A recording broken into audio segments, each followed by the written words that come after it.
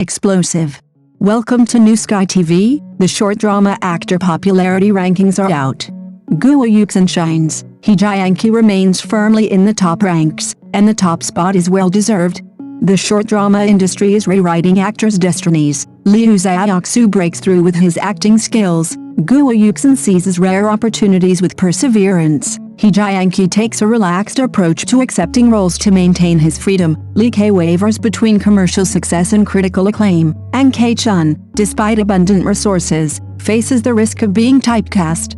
5 paths reveal the industry's dual-track model. Fast-paced bursts and slow-burning classics are both viable. The key is finding a unique rhythm.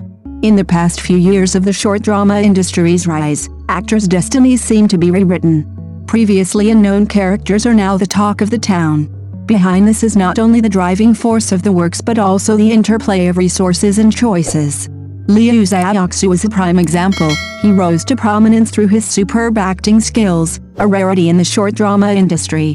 Acting skills have become his core competitiveness, allowing him to steadily move towards becoming a powerhouse actor. Reaching a certain level of acting skill also brings a hidden challenge. Audience expectations rise continuously, and the margin for error decreases, which is a form of pressure. Guo Yuxin's story follows a different path. She went from lacking roles to receiving a constant stream of offers. This reversal is reminiscent of actors who achieved success on the big screen, such as Zhao Liang. Her breakthrough illustrates a trend in the short drama industry. The scarcity of opportunities is decreasing, but the number of people who can seize them remains small. Her success is not just luck, but more importantly, it stems from sustained perseverance and the ability to quickly adapt to the market. The world of short dramas is never a straight, smooth road. It's a cutthroat arena fraught with hidden dangers. Behind every seemingly glamorous choice lies a tightrope walk on the edge of a precipice. Jianqi, the man known as the Rebel Walker, is simply an anomaly. While everyone else is frantically competing, desperately trying to produce 800 videos a day to grab viewers' attention, he dares to take on roles with a zen-like attitude, leisurely maintaining an almost arrogant pace. This is utterly unbelievable in the short drama arena. Everyone else pounces on every opportunity like a hungry wolf, stretching 24 hours into 48 to overwork themselves, just to gain more recognition. But him? He has the talent, yet he's in no hurry to expose himself, as if playing a psychological game with a rhythm only he understands. You think he's committing slow suicide? Wrong. Utterly wrong.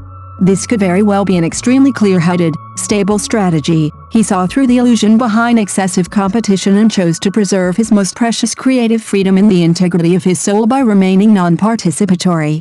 But behind this aloofness lies a potentially fatal danger. Short dramas are as fleeting as summer night fireworks, and audiences' attention spans are less reliable than a goldfish's memory.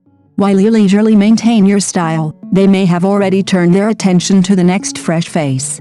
This gamble of trading time for space can easily lead to total defeat and being forgotten in the dust of fleeting popularity.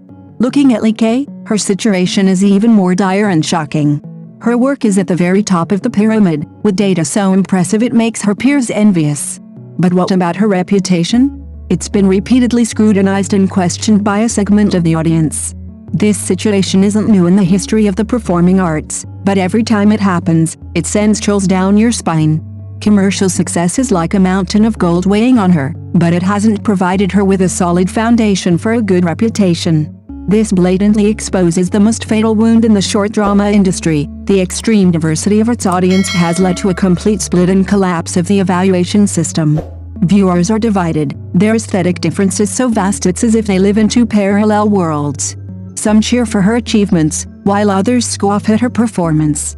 She's caught in the middle, painfully swaying and torn between her glittering achievements and the cold, negative reviews. What kind of mental torture is this? As for Ke Chun, his situation is an even more dangerous feast of resources. His fame is like a giant magnet, allowing him to easily cross the iron gates of established circles and access those previously unattainable veteran artists and top-tier resources.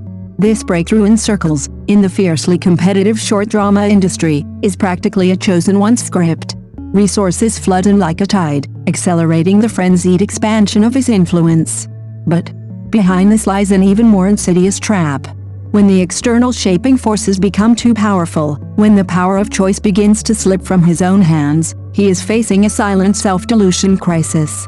Excessive external intervention and over-commercialization will gradually erode the purity of his work, turning him into a glamorous puppet pieced together by capital and popularity.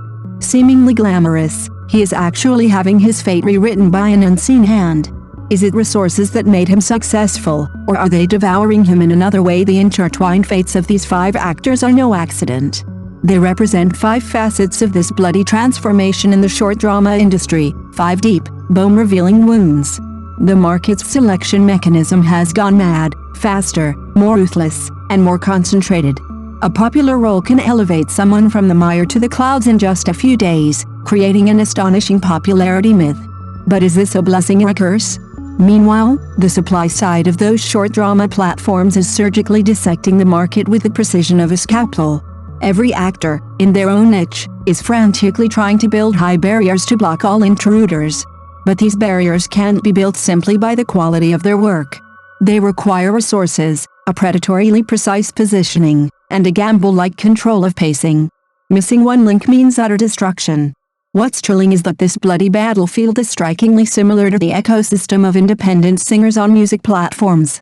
Some are frantically releasing new songs, bombarding listeners' ears with sheer volume, vying for every playlist.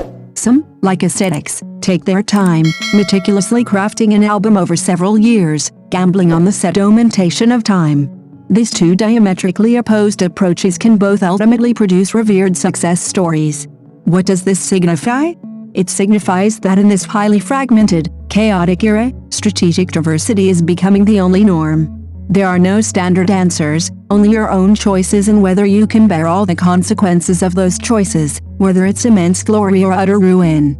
Looking at the bigger picture, this fierce competition among short-form drama actors is launching a devastating restructuring of traditional film and television actors. The film and television industry used to be a long, despairing chain, with opportunities as rare as springs in the desert, but once seized, the returns could sustain you for a lifetime.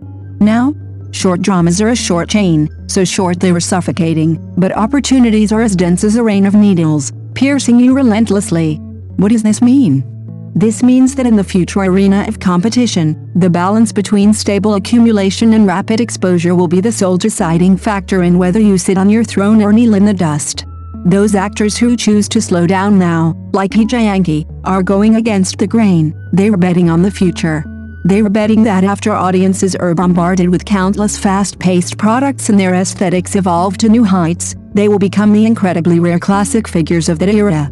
Their works will be repeatedly savored, becoming benchmarks, becoming monuments. On the other hand, those actors who choose a fast pace, like Guo Yuxin, frantically seizing every opportunity for exposure, are betting on the present. They were betting on climbing to the top in the shortest time, enjoying the spotlight, and reaping the greatest commercial rewards. Even if that brilliance is as fleeting as fireworks, it must be dazzlingly bright in that moment. Thank you for watching the video. See you in the next video. Thank you.